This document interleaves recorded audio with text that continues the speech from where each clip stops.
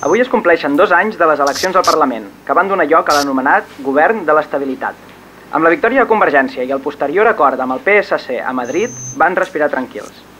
Alguns lobbies empresarials havien pressionat des de feia temps per assolir un acord d'aquestes característiques, que evités que el debat independentista seguís guanyant pes i acaparant el discurs polític a Catalunya. Sí, lloguem una habitació. Una de les primeres mesures impulsades per Artur Mas va ser el tancament de l'oficina antifrau, en plena investigació del conegut cas Palau i les seves implicacions polítiques. El PSC no es va Doncs mira, si passes d'aquí una hora o així, el meu company de pis estarà per aquí. El país perd una de les eines més eficaces contra la corrupció creada per l'anterior govern a instàncies d'Esquerra. Trànsit preveu una operació... Estava començant a més i jo dic no em dono. Deu ser una feina extra, ja.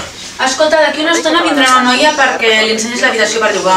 No hi seré. Doncs jo he d'anar al cinema i he d'anar a l'altra punta de la ciutat perquè la vull veure en català. El canvi de rumb del nou govern s'ha notat en primer lloc en les polítiques socials. Sota la premissa de reduir despeses, les partides dedicades a l'emancipació juvenil van caure del pressupost.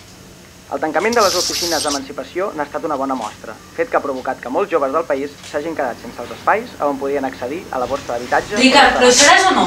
No, no em ve de gust. M'està fatal. Des d'acabar. Ricard, tio, que hem de llogar l'habitació, que ens han denegat l'ajuda!